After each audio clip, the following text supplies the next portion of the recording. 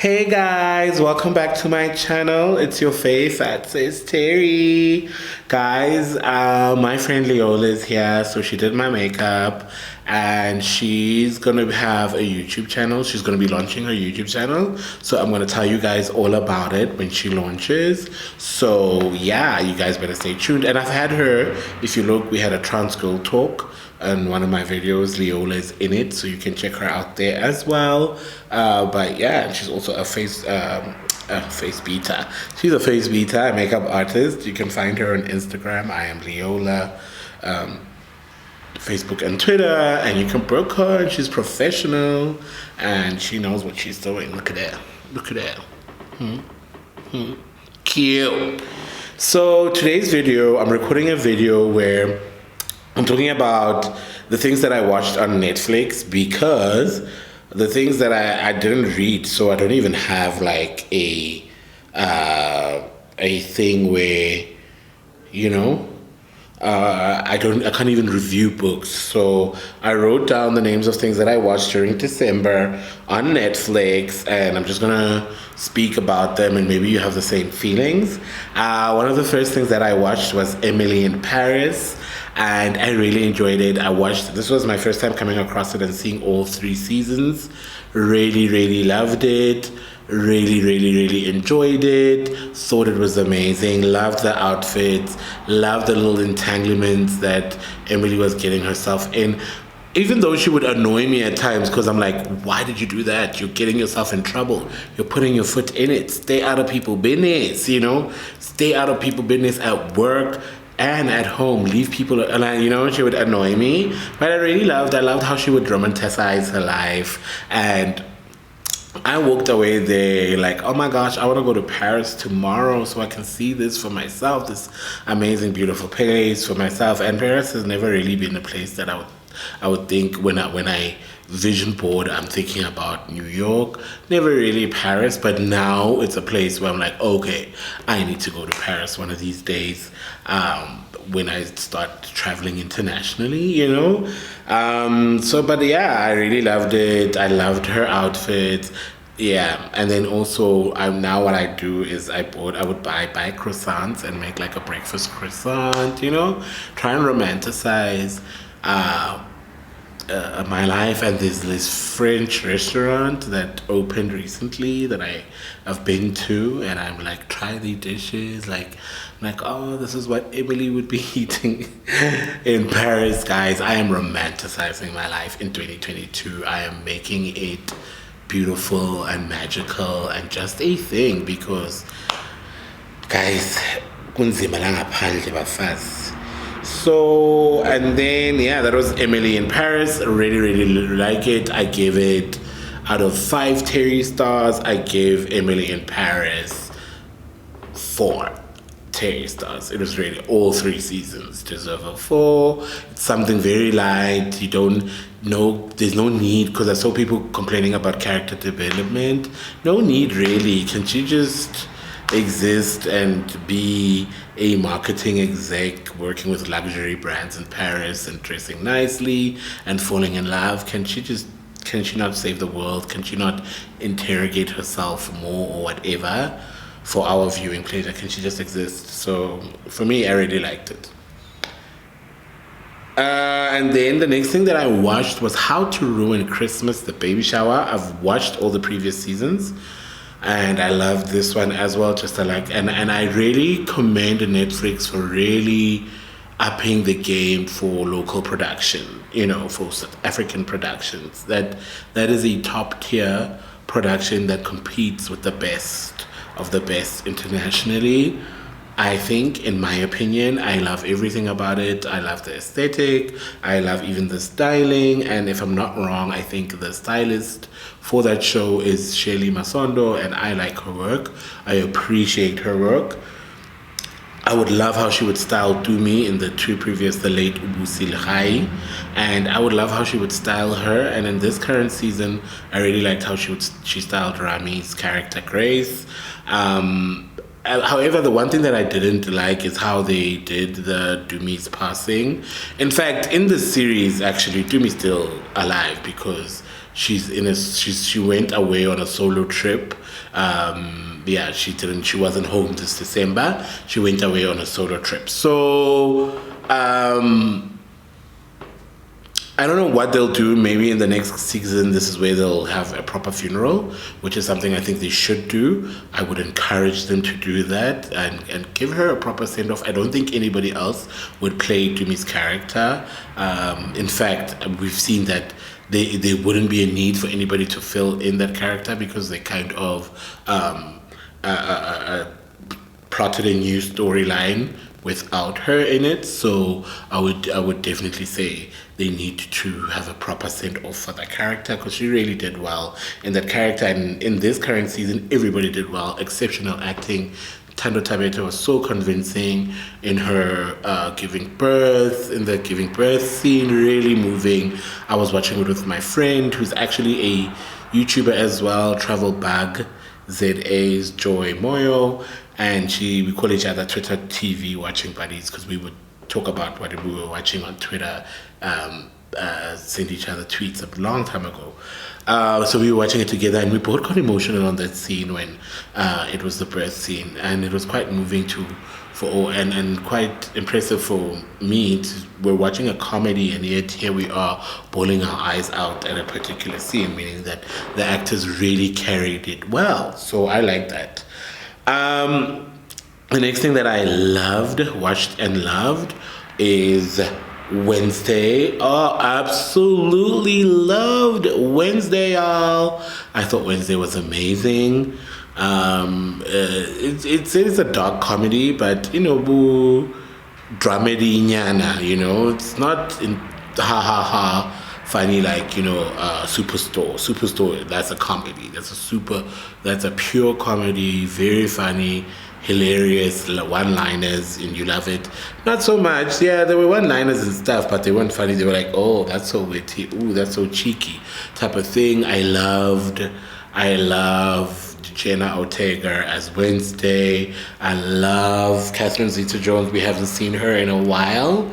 I haven't seen her in a while. It was lovely to see her as Wednesday's mother. And is it Christina Ricci? Yeah.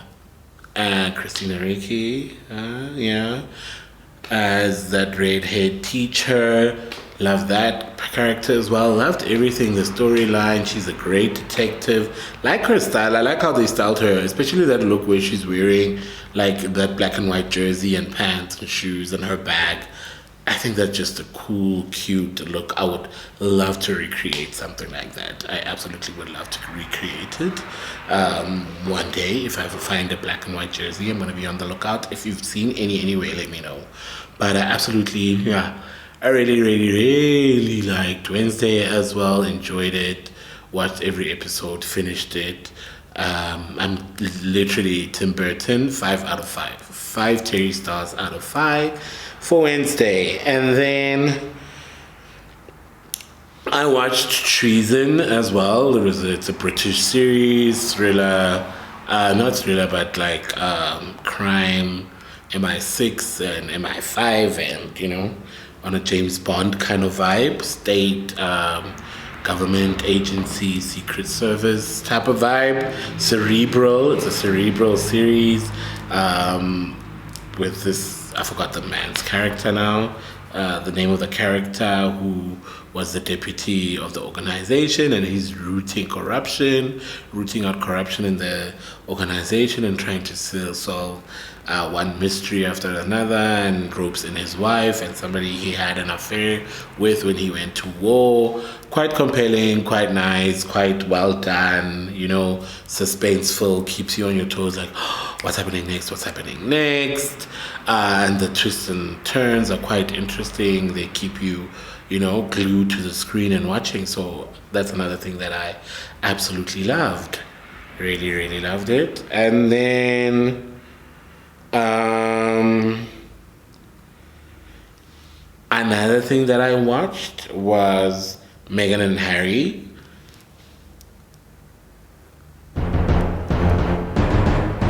Meghan and Harry had 6 episodes. There was the first part where, the first 3 episodes, and then there was the last 3 episodes that came after the 15th of December. Oh my gosh, like that was just riveting for me. Also, I really liked the first kind of episode because they introduced us to the couple, and we're now hearing the story from the horse's mouth, so to speak, about how they met, how their love story happened, and all of that. And in the beginning, in the like first 2 episodes, you're like, oh, this is a wholesome love story of people genuinely meeting, liking each other, and realizing that they would be a perfect match in a partnership, in a relationship. Oh, okay, interesting. And you watched it, and I watched it, and you see them go to Africa, to Botswana, go to Africa, come to Africa, Botswana. I would have not. I was like, okay, Prince Harry is not my type because you ain't taking me to no bush nowhere, sleeping under tents and hearing things rattle. Ma'am, I would never. I would never, ever, ever, ever. I would never do it. Okay. So, yeah, and then they speak about the racism and when the British media started turning on Meghan. One of the things, though, in the beginning when I see, I'm like, oh, she doesn't have black friends. Serena Williams comes later on in the series, in one of the episodes. That's when you start to see Serena, but she's one of literally one, and the other black people that are kind of spoken about or on the show is Serena Williams, it's Tyler Perry, and Oprah.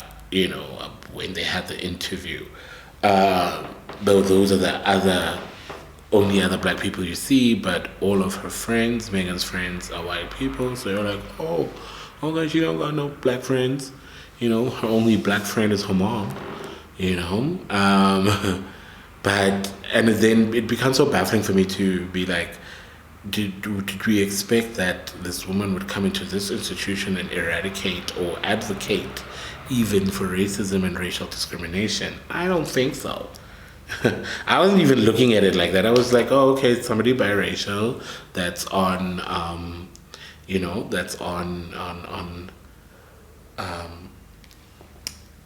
in the family, in the royal family. Okay, this battery is dying on me. Let me pause and make a plan.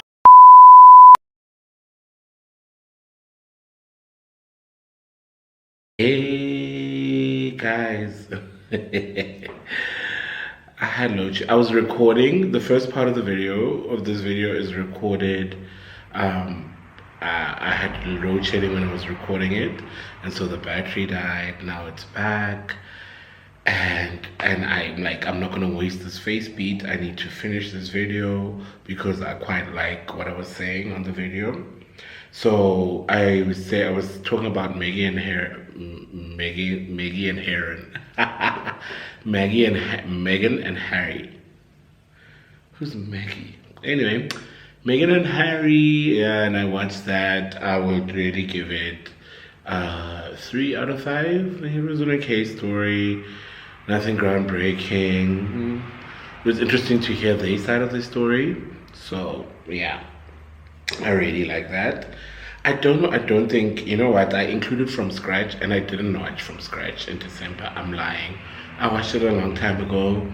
Didn't even finish it. Didn't like it. So not that I didn't like it. It didn't move me because people were like, oh, we're crying. I'm like, I'm still waiting to cry, because I didn't cry. And then my ultimate favorite thing that I watched before the World Cup is FIFA Uncovered.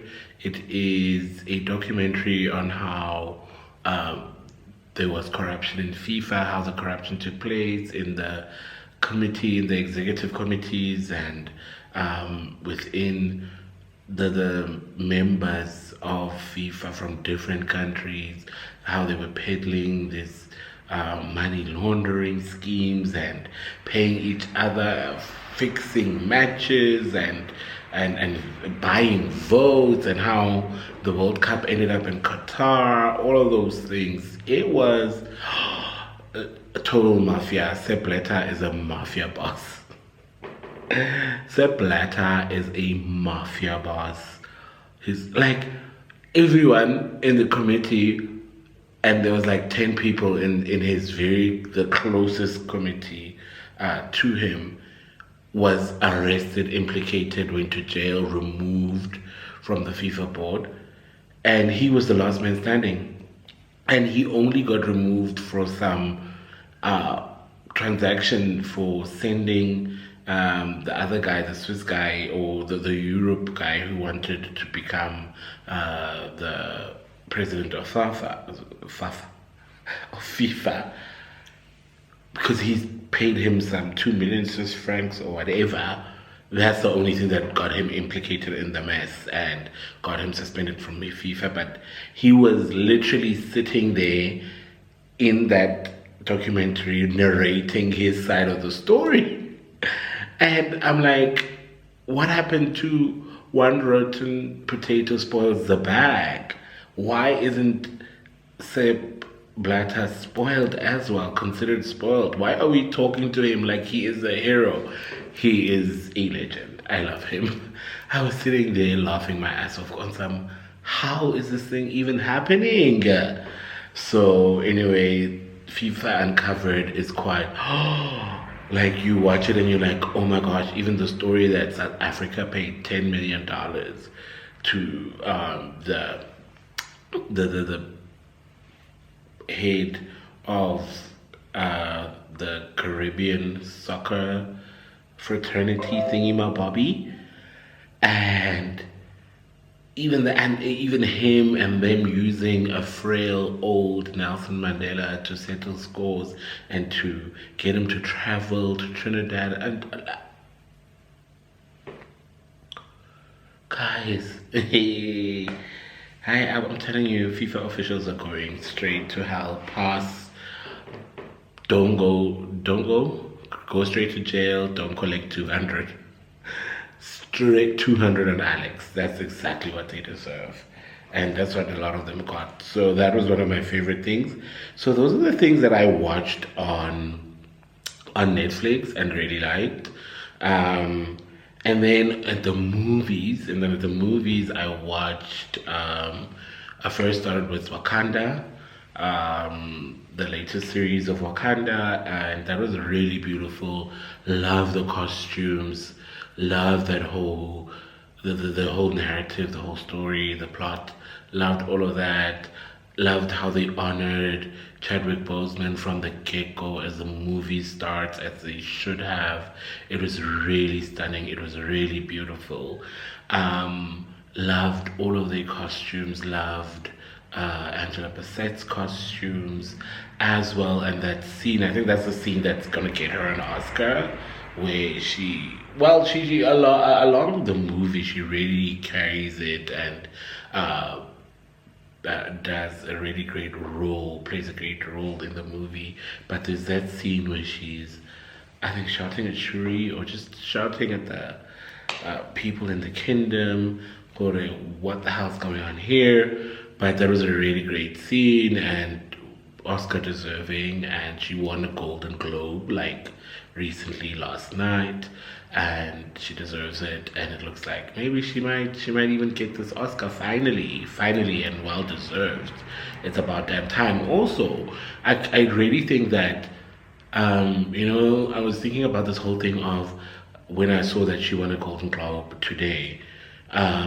When I saw the news today, is that I was thinking about how we say, oh, we should, especially Black Hollywood, is like, we should divest from the Oscars. And I'm opposed to that view on some, don't divest from the Oscars, because you're just going to make things easier. And we demand, because we are in the same movies, we are not in different movies, we demand respect and we demand recognition and we demand to be honored as well. Because if we divest from them, then we make things easier, because we walk away and they're like, you see, You caught feelings and now you're leaving, and yeah, so how are we supposed to nominate you if you revoke the nomination, or you don't put yourself up to be nominated, or you don't, what's that word, for your consideration, you don't do a for your consideration thing. So we're not, we're just gonna make things easier for them. We need to, they need to keep recognizing black talent in Hollywood, and giving them their due, and fixing the inequalities, so to speak.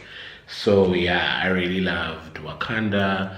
It was a really beautiful movie to watch. The costumes, everything, the blue, the addition of this new blue tribe from underwater. Thought it was so magnificent. It had so many double meanings, especially Ebungomeni and the Lozi aspect of things. Look at me. Because I got makeup on, I can't control myself now. I'm playing with the brush I was using to mat down. So yeah, there was some Lozi element there as well, spiritual element, spiritual African belief element in the movie. Really loved it, resonated with it, really loved it. And then the next movie that I saw was The Woman King. Absolutely loved it as well, and I've always wanted to see it. I thought it was out actually, so somebody pointed out to me that you can actually catch it in Rosebank or Santon, and I went to Rosebank to go watch it with my friend. Welcome, and it was really beautiful. We really loved it. Also loved the costumes. Also loved King Gezi's. Is it Gezi? My man. John Boyega, my man, my husband. He played that part, and I love his costumes. There's a blue, kind of ibitwang, and I have these things. Kimono. There's a blue kimono that he wears with pants and just an open shirt. Ooh, stunning, darling. It looks, the material of that kimono, the design is, it looks like a Nigerian robe. I don't know what the actual name of what it is in Nigeria, but it looks like one of those Nigerian robes, and it's stunning, it's beautiful. The costumes were beautiful, his wives were dressed beautiful, they had similar bead to this actually. One of them had, I think it was Zozibini, she had beads like this. And yeah, it was a really great story, a really beautiful story. And here's what I think about, what it made me think about, what Woman King made me think about, is this whole thing of, oh, we shouldn't tell slave stories, nya, nya, nya, nya, nya. And I'm sitting here on some, we need to tell these stories, because when we don't tell them, we are going to forget this history. And those who committed, or who are descendants of people that committed these crimes, are also going to forget this history, in as much as they're like, oh, it was 400 years ago, get over it. There's already that rhetoric following around. Now imagine if there are no stories telling these stories. There are no movies and content telling these kind of stories. Now imagine how worse the discourse around get over it would be. So I 100% support slavery. We should 100% slave them. 100% tell them, in as much we tell other stories as well. And what I loved with this particular angle in this story is that it was telling it from an African perspective, because we've always seen slave stories of once you're on the ship and you get to America, but we've never really seen a story on the other side, to say, on the other side of, before getting on the ship, what happens, what happens, and what happens to the people, actual black kingdoms that were selling the villages and those that they captured in this slave trade. So it tells that story. Woman King tells that story of how this particular king was like, and his advisors were like, this is the wrong thing. We shouldn't be participating in that, and we shouldn't be supporting this trade. And all of these revolts and fighting and uprisings, and a lot of the time we see the story being told that people are taken and they go to America and they become slaves, but we never see the stories of rebellion, of people fighting, and we know them, of people jumping off ships and thinking, like it was even referenced in Wakanda, bury me at the bottom of the sea with my ancestors. Those types of stories, to show that these people fought to not leave their ancestral lands. They fought rebellions to not leave. Even, you know, the stories of people we hear of them fighting the capturers on these ships before even getting to any kind of land. You know what I'm saying? So I really appreciate the fact that we get to see a different perspective and see a different story and learn about the Dahomey kingdom and all of these women warriors, and get to showcase that Africa was not a patriarchal society in its entirety. It's a society that believed in everyone and believed that everyone could do whatever they wanted to do, or be part of whatever section of society that they wanted to be involved in without necessarily it being gendered. You know what I'm saying? So I absolutely love that take. I even love the fact that in the king's court there was a visibly queer advisor. There was that man who was visibly feminine, visibly queer, who would come and say the king is looking for you, or the king has said this. He was one of, I don't know what they call them, courtiers or whatever, in the king's palace, and spend time with the wives and whatever. I loved seeing that. I really thoroughly enjoyed, obviously, seeing that, which speaks to a theory that I deeply believe, that queer people in African societies have always been there, have always been around. It reinforced that belief without even having to read anything or watch anything. That's something I personally deeply believe within myself. And one of my evidence or points of evidence that I use for that, to support that particular belief, is to say language is evidence, language is hereditary, language is passed down through generations. And one thing about a myriad of African languages, almost all of them are not gendered, and they don't speak about, we don't have pronouns he and she in a lot of African, and I remember reading a journal while I was still studying, and I was writing something, and there was somebody who wrote a journal about how the Yoruba language in Nigeria is not gendered. It doesn't speak about your gender first. It speaks about you, as a person, and the God that lives in you first, before we can gender you. And even in society, how when women grow older, they are seen as people that can contribute and whose counsel is sought after, in the African world, as opposed to how when women get older in the Western world, they get discarded, those types of things. So this movie really made me go there and think about all of these topics and issues and things. And I really loved it. Viola Davis, Tusombedu, shout out to fellow South African girl doing great things. John Boyega, my husband, great job. The only critique I have of